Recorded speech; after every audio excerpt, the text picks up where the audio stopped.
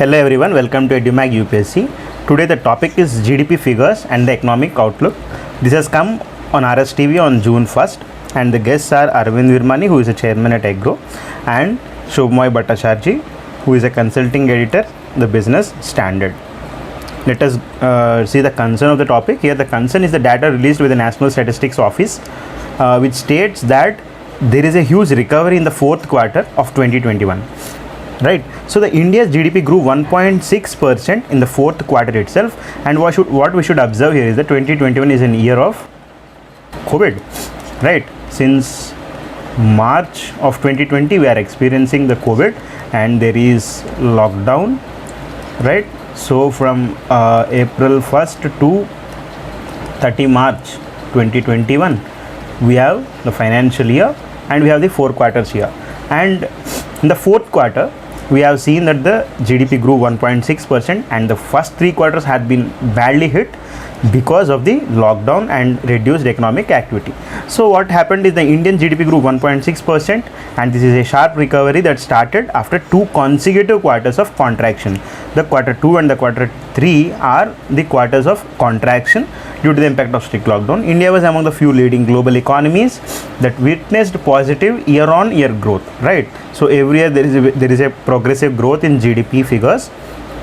Right, and however the full year, the final figures for 2021 year is the GDP contracted by 7.3% and what was expected is around 8%. So this is not a surprise, I think so.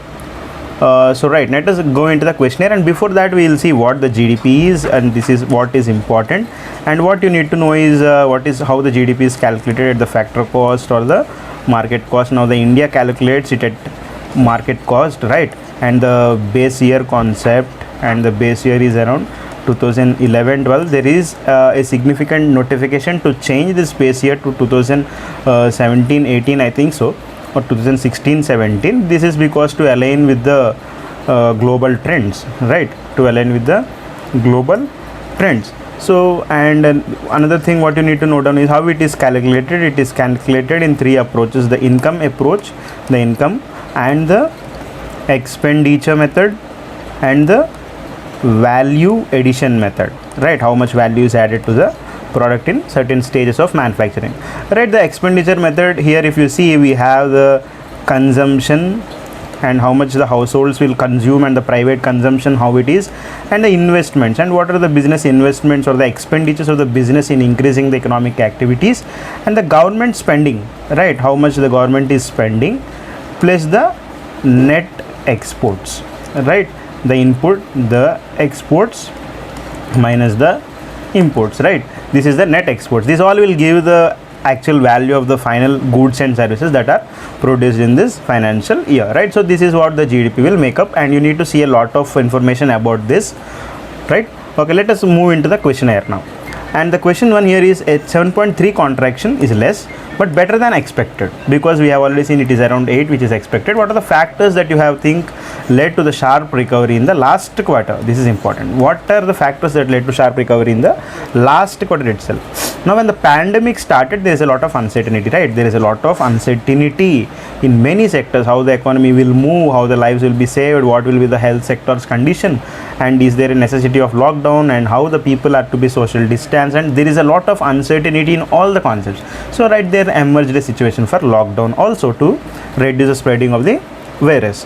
And what we have seen with the lockdown is there is around 60% of the economy which has been put into shutdown. Right, so 60% of the economy is shut down. See, once the economy, what is economy actually? It's the economic activities that are moving which will generate the revenue. Right, the government will get its revenue by the economic activities, the jobs, the employment, whatever you take here. It is only when the economic activities are going on, then only all these kinds of things can be done, the income can be generated. But 60% of the economy is shut down due to lockdown. So what happened?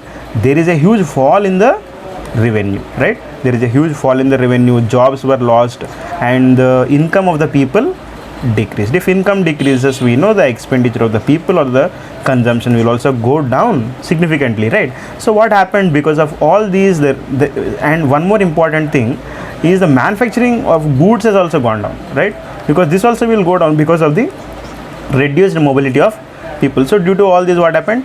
A 25% fall is expected in the goods and services that are produced in the financial year. That is nothing but the GDP. So a 25% is expected, but there is only 7.3%. So this is not at all a surprise for them.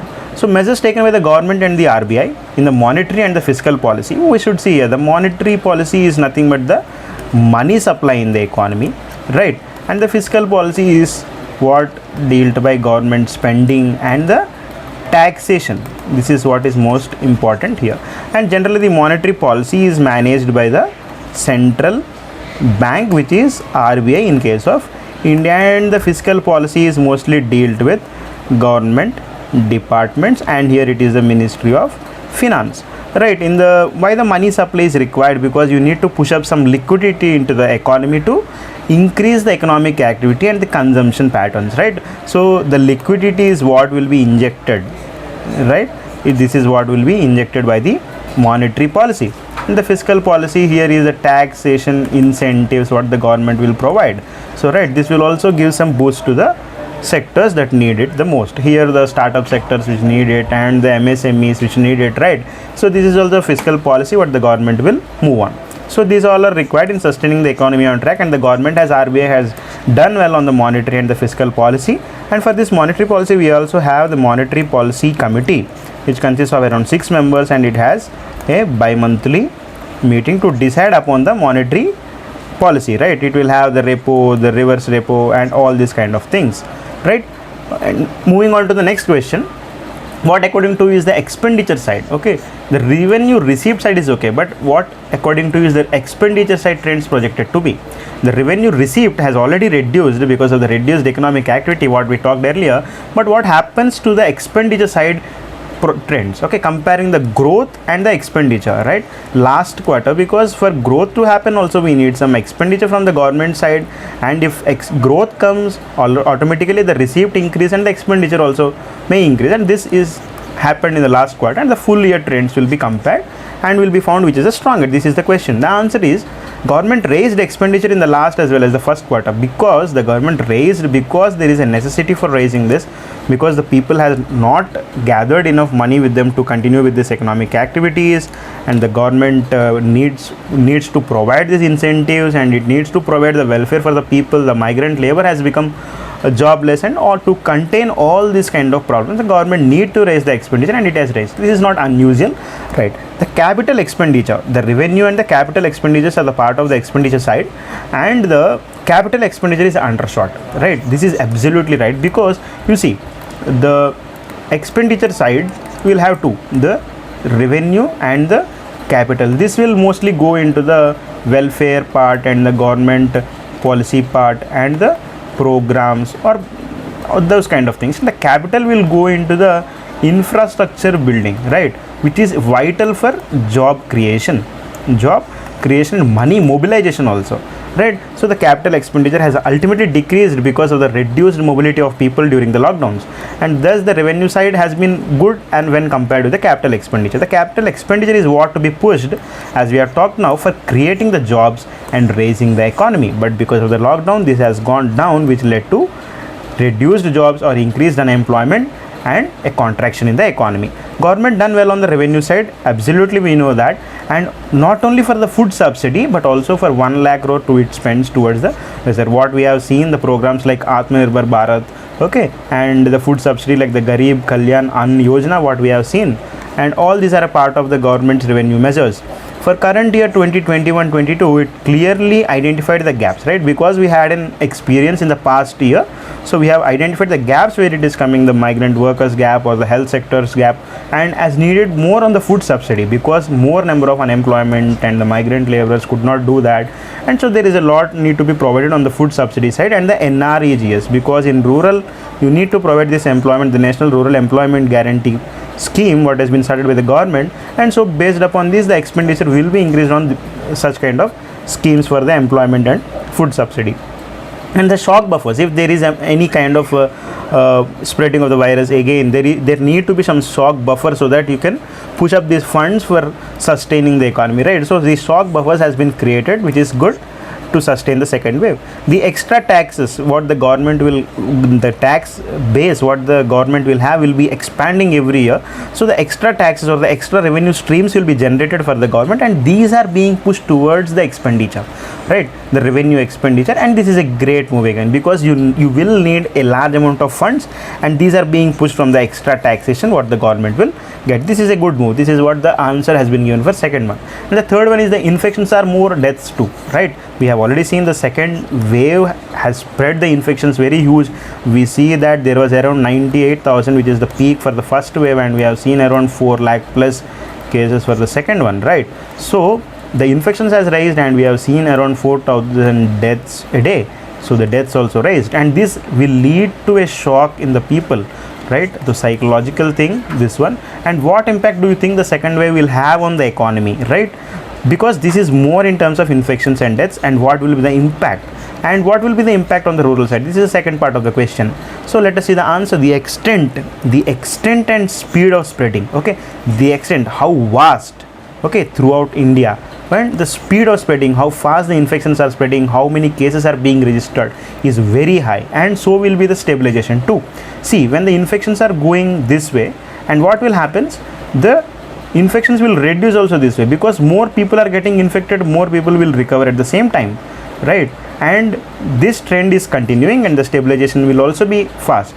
And this takes very quickly what they have predicted. And he also mentioned of the double S curve, okay, double S curve what they have designed. The guest has mentioned this, which is nothing but this way, and you can look at this also. And this is going to end very quickly than the first wave, because the first wave took too many months we have seen, but this almost will take a couple or 3 months to end, right? Mostly by June. Most of the effect will be in the first quarter, absolutely, because the peak started since April, May, and mostly it may end by June. The quarter 1 may have severe impact.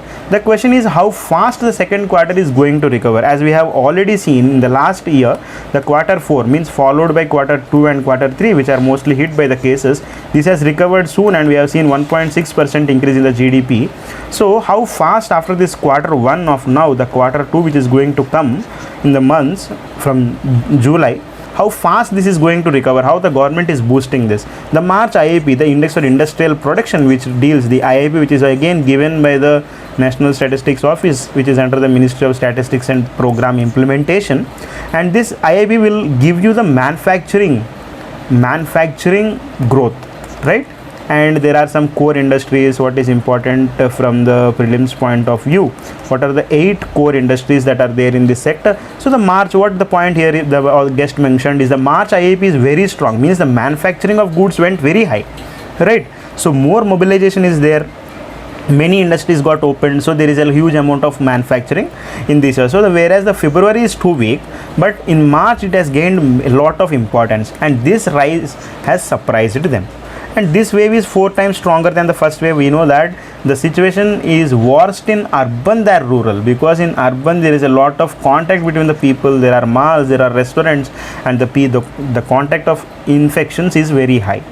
In rural it is a bit slightly lesser, but still the rural could not cope up, even though there are lesser cases in the rural side, but still it could not cope up with the situation. Because if you see, we have a lot of bigger hospitals in the urban side, because people even move for their health problems towards the urban to get treated, right? So the rural infrastructure is having a little health infra, right? We have very limited health facilities in the rural side. So that is why even with slight number of cases, the rural side could not cope up with this, because there is lesser in health infrastructure. That doesn't mean the cases are high, but the rural health infrastructure is very, very poor in India. So this is the reason we have been projected that the rural has been affected very high, and this is what the author want to, or the guest want to convey here, right? So this is the reason for perception that rural has been hit worse than the urban. The rural side is actually doing well, because this is a negative perception of having very huge COVID load in the rural side. This is only because of the poor health infrastructure, but the rural side actually had a huge growth, and we see the monsoon is also going to come well, and in the quarter 2 this will be a huge benefit in the rural side. And if you see the question 4, the economic recovery depends on willingness of the consumers to spend, right? What is the economic recovery? The consumption need to increase, the consumer need to spend. Okay, even though the impact of second wave as economies are suggesting is quite muted, right? And means quite muted here if compare it to the last time, because it is a bit lesser, they think so. The economic impact has been bit lesser because we have not gone to a full-fledged lockdown as what we have done earlier. So we have seen it is around 60% shutdown in the last time, but it is not that much now. But the impact in the sense that it will be more pronounced on the consumer side, because there are more deaths, there are more infections than the last time, so the consumer side are more affected. So there would be some more impact on the consumer side than the last time, and the mobility also, and as compared to the economic activity. So that is going to be a huge challenge, okay, because the infections and the deaths are more. Is this going to have a huge impact from the consumer side on the economy as compared to last time? So the answer is impact probably will be less, but the shock on people is huge, right? Impact is less because the economic activities are going, people are having some money with them, but the shock is huge because there is a lot of psychological things that are going on. 2021 is a pace change situation in climate, politics, etc., and a lot of thoughts around the world, right? Because the new innovations are coming, new kind of thought is coming, because the WHO reforms has come, and many multilateral organizations are looking up for some rampage in their policies, because by facing the COVID we have understood how disastrous it could be with the nature. So there is a lot of pace change, there is a completely renewable energy side, and all these are going. The governments will be doing things but will be expected to do more, because the governments are sustaining the virus, but still the government are expected to do more, because you need to go up with the vaccination and all these kind of things, improve the health infrastructure. Because there is a problem, the governments are also under the pressure of improving them. So this is ultimately a good point. To bring people out of the shock, increase in consumption and mobility is needed, because the people are to be moved from one place to other. The shock to be reduced, and for this the consumption is to be increased, because here the consumption increase is nothing but improving the economic activity and involving people in this, right? So how government creates new fuel to the economy is important. New fuel is how the stimulus, the fiscal stimulus is going to come out, and the government should see that it cares, okay, it also cares. And despite saying we have survived, different directional change is also required. Means the government need to look out for a good economic policy in place, and different directional changes means what needs to be done, and a bit of change in the policies, right? This is what being expected. And the fifth question, last time, the first way, the government has taken very effectively timely decisions, right? But this time to rebound the consumer spending, that is likely to be gradual spending because of the shock what we have got, and we have been facing since 2 months. What can we expect from government in terms of physical and monetary measures in coming times, right? So what we have already talked about, what the monetary policy and the fiscal policy and how would they help in recovering the economy, and what can we expect in terms, right? So the answer is the monetary part is already on track, because the government has been providing the incentives, right? It has been providing the incentives, and the liquidity measures are already being taken. A lot of money is being given to the MSME loan sectors, and right, and the recapitalization of banks is going on, and these all the monetary policy is already on track. And now few sectors here need more priorities. The sectoral priority is what is important, because all the sectors are not hit same by the COVID. Few sectors has got a huge impact, because we will say about this in the next point. I have been pointing RBI about the contact sector, right? The contact sector. What is contact sector? This is what you need to know here, because the USA is also trying upon this incentives for this contact sector. Contact sector here is the people, how frequently they should come in contact with person to person to continue their business. For example, we will see an example. Let us say cosmetics people, okay, cosmetologist, okay, right? Let us see a barber, okay. Can you go can you sit at your house and talk to a barber on your camera and get your salon done? No, this is not happening. So in order to sustain the restaurants, the hotels, right, and the tourism, these all sectors are what we need person to person in connection, right? So there need to be some contact. How frequent, the intensity of contact is very huge. So that is why these all sectors which need the people. The IT sector isn't a more importantly under the contact sector, because the work can be done remotely, right? So there is no need of all this kind of contacts. But these sectors, the restaurant sector, the hotels, the tourism, right, the auto drivers, and all these kind of things, the transport sector, all these are comes under the contact sector. So these all are what needed to have some incentives from the RBI side. So one thing, and what I wanted to mention here, the monetary policy review, what happened recently, they have given around 15,000 crore one tap liquidity. This has been in the recent of June 5th, I think so, June 5th or 6th, after this debate, right? So the point from the guest is very important and very clear. The RBI has also taken its cognizance on this contact sector and provided around 15,000 crore one tap liquidity. Means these industries or in the contact sector can tap loans from the banks of around 15,000 crore. The banks can take the loans from RBI and the banks can forward them to the contact sector. So this is a very good point which has already been placed in position from the RBI side. So one thing that remains idle from last budget is that government projects are also shut down, right? When the government projects are shut down, what happens? A loss in job. So they are to be restarted very quickly, so that the construction activities will start, the migrant labor will start moving, the daily labor will start moving, and there is revival of the economic activity. So thus rapid opening of them is good for jobs also. Now about virus spreading through air is evident, so incentives are to be given to ventilate, right? So the air conditions are to be reduced. So incentive, if it is provided to ventilate, means to provide more spaces, open spaces to the offices of the government or the factories of the government offices or the private offices. So this will be of very immense use. So this reduces the spreading, so the indirectly it will be useful for the government also. And the hotels, restaurant, malls where huge crowds will come together, so here some HEPA filters are to be used which will contain the spreading of virus. So the air conditions are to be used with HEPA filters. This is important point to be noted. In small places like pubs, we can use UV lights. Okay, these are harmless for us, but it can eliminate the virus by convection process. And the revival of economic activities is more important. As usual, the government complained of the shortage of revenue. The government will complain because there is a huge amount of spending that is going on the expenditure side. So there will be shortage, the taxes are reduced, so there will be shortage, but that's not right. Need of revenue neutral or revenue negative reforms, means without even getting that, you need to go on with your spending. This is what is important. You need to note up this point, and this can be the best fiscal stimulus, right?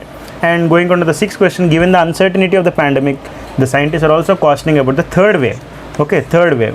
Is it difficult to predict now about the double-digit growth that can be achieved or not? Whether the double-digit growth, whether it can be achieved or not. What is your prediction? The second wave has not beaten us economically as it has done in the first wave. We have already talked. There is no complete lockdown, so this has not beaten that much as the first wave. So the consumer sentiments are a bit hit. Consumer sentiments are hit because we are more psychologically hit by the pandemic. The government RBI are taking some good measures, right? And they are of very good concern. Growth, construction, tax expanding, and the GST looking up, these all are what are to be taken cognizance and provided it should fill the gaps in all these kind of things. Economy is ready to expand whenever there is some space to grow, because the demand, the consumptions, all these are on increase pattern. So we have already seen it in the Q4 of 2021, right? So this will also continue and the economy is ready to expand. Only thing what we need is the government should provide that stimulus. Vaccination should be done, so this can further reduce the intensity of infections in the future. One can expect growth here as the world exports started, right? After a few years, the world exports also started gaining momentum. So they were rising sharply than the last few years. Now it is the turn for India also to enter into this world exports. Since they are rising, we need to export a lot, and thus the economic growth can be prospered. We have went through the worst, and now we cannot glue with the worst situations. We need to move on with the economic growth. It seems we also have a good monsoon around, right? This has already been predicted that there will be some good monsoon, and this all looks to be there and will be some growth around, right? And this is all about the question of 6. And the 7th is double digit going to be a challenge? No, there is an uncertainty, but the guest who has come here, he is sticking with some around 10% plus or minus 1. But what I wanted to mention here is the Monetary Policy Committee, which has met I think so on June 5th. What they have said is the growth to be predicted is around 9.5%, right? This is all about this, and you need a lot of study upon the economy based on these topics. Thank you.